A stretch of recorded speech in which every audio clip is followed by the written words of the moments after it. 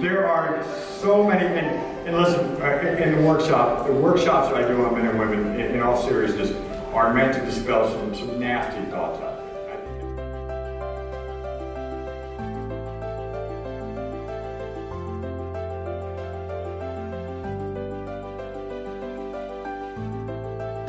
Why was she like that? She wanted coffee, right? I didn't know. I didn't want any coffee. I was good. Why didn't she say, I want coffee?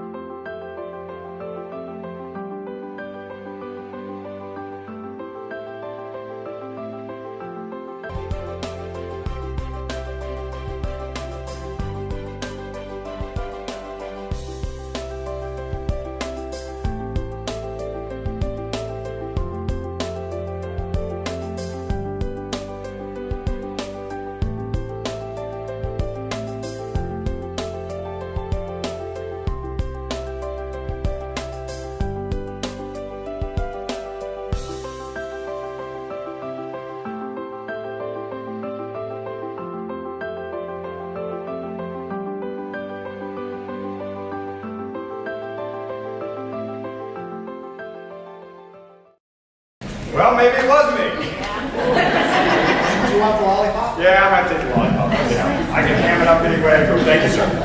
All right, once again, I'm back and really loud this time. So, right off the bat, let me find out, how many football fans do we have here? Raise your hand. NFL fans. And I will admit right now, I'm sorry, but I'm a Washington Redskins fan, so everybody wants to... Oh, we got a few in here, that's good. So the reason why I opened this up talking about sports is it's kind of important to me that we look at some of the way things are done traditionally and untraditionally. In the NFL, we tend to put their biggest event of the season at the end, do we not? What is that event? It's a Super Bowl, right? The biggest event they've got, they put at the very end of their season. Most sports do that, and whether you're a football fan or not, I think most of us watch the Super Bowl, don't we? We watch it for a lot of reasons. Number one is just see what the commercials are. That's why I think many of us watch it. Now, where are my NASCAR fans in here? I know you're few and far between, but admit it. Where are my NASCAR fans? There's one back there. Nobody's in it. Dale Jr., Kevin Harvick, any of those guys? Well, here's one reason I think that you should be. NASCAR does something unique in sports that no other sport does. And I'm going to need the help of my one single NASCAR fan in here to tell us what that is. NASCAR puts their biggest event at the beginning of the season. The Daytona 500. Now, why do they put that at the beginning of the season? Why would they put their biggest event right up front? So that they can inspire both their drivers and their fans to let them know what's coming. That's why we kind of gave you NASCAR over here. I love you guys. Thank you so much for what you do. We put that right up front, but there's a lot of ceremonies and things that go with what we do. And I'd like to put one of ours right up front, because there's something that I think is amazing when we come together in a room like this. What I'm going to ask you to do is I'm going to count to 3. And when I get to 1, I'd like you to raise both hands up in the air. That's why I hate lollipops. I want you to raise both hands up in the air. Then I'll count to 2, and then when I get to 3, what I'm going to ask you to do is I'm going to ask you to say the name of your angel child, angel children, or angel siblings, brothers and sisters. Is everybody okay with that? Okay, so 1, let's raise our hands up in the air. 2, we don't do nothing but wait for me to get to 3. And on 3, we're going to say their names. 3. All right, I have got a teen angel child, and he's still in bed. No matter where he is, he's still in bed. So I'm going to ask us to do it again, because we want to wake him up and we want to wake yours up. 1, hands in the air. 2, 3. Very nice, very nice. A little bit louder. All right, 3rd and final time. This time, on 3, what I'd like you to do is when your hands are in the air, I want you to grab hold of your angel, and I want you to bring it right straight down into your heart so that they are here with you for this weekend. Can we do that? 1, 2, and on 3, we're going to bring them right down into our spirits. 3. Very nice. Absolutely very nice. I don't know about you folks, but I feel pretty inspired. Reflect. I found myself one arbitrary morning in the shower, getting ready for work, and John came to me. I felt it. He was inside of me.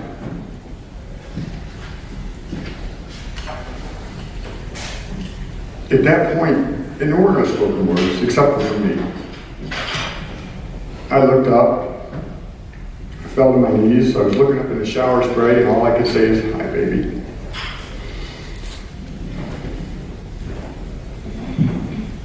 I don't know what I expected back, but it wasn't nice. In words I could only hear in my head, he said to me, "How dare you?" He said, "How do you not grieve me? How do you not think you're still my father?" I cried the first time. There was really crying. I'd shed tears before that, but for the first time, I was wailing. I was begging God to give me back my child. I was begging John, "You're here, come back to me." Lasted a few minutes, and it's all he had given to me at that time. He was gone. The one thing he left behind for me was that feeling again of unconditional love that I shared with him when he shared this world with me. And like you can imagine, and not for anybody else's benefit for my personal hygiene, but I went back to the shower a lot to try to reconnect with my son. And he never spoke to me in the same manner that he spoke to me before. He just brought me feeling. He brought me guidance. He brought me a fiery desire to understand first myself, because none of us can go forth and put a hand out to help anybody else until we understand who? Ourselves. And Jonathan put me in that, and he gave me inspiration. Some people that you know out here in the grief community that go out and help serve other people. And I now have a fulfilling life being Jonathan's father by going out, and like I was introduced, by going nationally and speaking to other bereaved parents that have been through the same fire that you and I have. It's inspired me to write award-winning books. It's inspired me to get in front of business leaders and teach them how to treat the bereaved when they return to work. It has taught me so much about who I am, but first and foremost, what did it teach me? I am Jonathan Taylor Kelly's father. I'm going to ask you to do me a favor. This is for me. We're all here for all of us. But I'm going to say that again, and I want you to applaud me. I am Jonathan Taylor Kelly's father.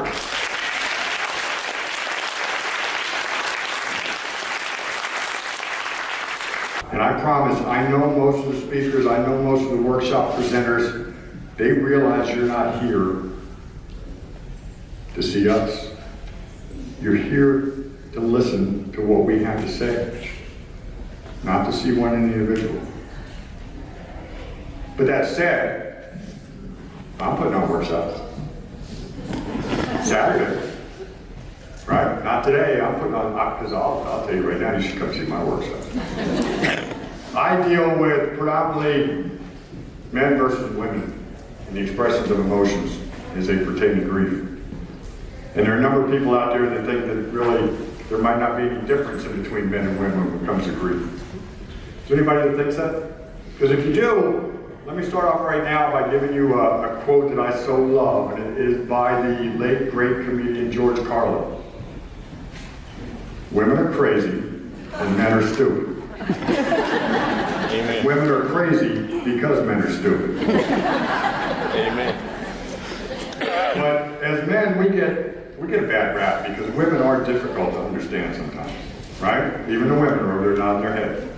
I'll give you an example that myself and my lovely better half were preparing to come here. We took a drive here before the conference, and as we started off on our way, we stopped and got some bagels and coffee. Taking a lovely drive, beautiful day, sipping coffee, listening to music, singing along. Been about an hour and a half, talking, enjoying each other's company. And she sort of looks over and she says, "Hey, would you like some more coffee?" "No, I'm good. Yeah, I'm perfect. I'm fine." So we're driving another 15 minutes and I look over at her and she's got her arms crossed and she's got this really sour look on her face. "What's wrong with you?"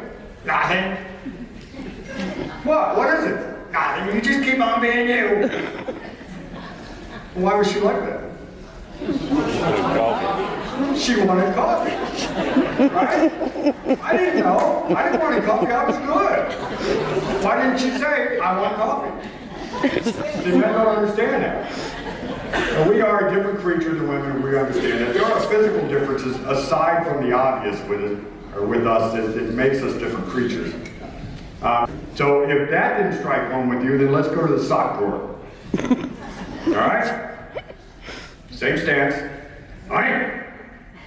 "Yeah." "Where are my blue socks?" "They're right there in the drawer."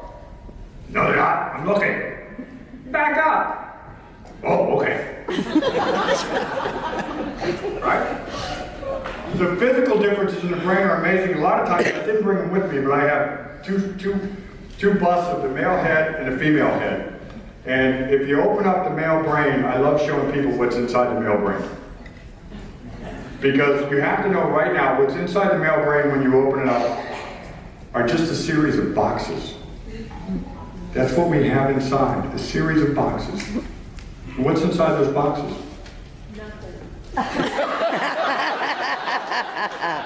There is. Each one of those boxes contains a specific item that we need to think about at some point. We have a box for the car. We have a box for the house. We have a box for the job. We have a box for the bank. We have a box for the mother-in-law, which stays down in the basement. And the secret to the boxes, if you're a man, is the boxes never touch. Do not let the boxes touch each other. It's a man thing. It can't happen. But if you come to me as a woman and you want to speak to me, what do I have to do? Yes, I got to go get that box, and I'm going to pull that box out, and I'm going to open that box up, and we're going to discuss that topic. And when we're done, what am I going to do? I'm going to close the box, and I'm going to put it back where it belongs. Right? So we got plenty of boxes. And if we walk over to the woman's brain, and we stop for a minute, and I'm going to open up the woman's brain. Does it look anything like the man's? It looks like the internet superhighway. Because the house is connected to the dog, connected to the job, connected to this, connected to that. Nothing is separated. Everything ties in with everything else.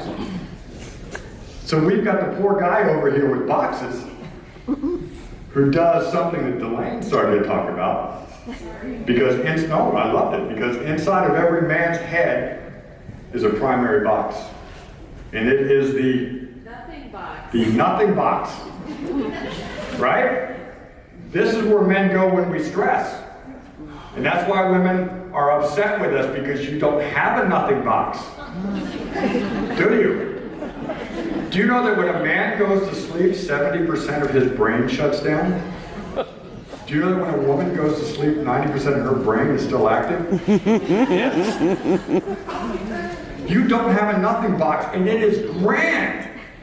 It's a fabulous box because it comes off so well, because if I get stressed out, I'll go to the nothing box. And every one of you who witnessed it, when your man is sitting on the couch with the remote. What are we doing? Nothing. We're doing absolutely nothing, right? And we love doing nothing. We carry the nothing box so far that I could be in my garage actually constructing, I don't know, a solid rocket booster for a space shuttle, right? And Matthew would call me on the phone and go, "Hey Ron, what are you doing?" "Nothing." "Is that your man?" But we're not the only bad ones. They did a little study, and I think it's kind of comical, and you guys could kick out of it. But men, help me out on this, because women don't answer this. Men, how many items do you have in your bathroom, on average? 4 or 5? Women, how many items on average do you have in your bathroom?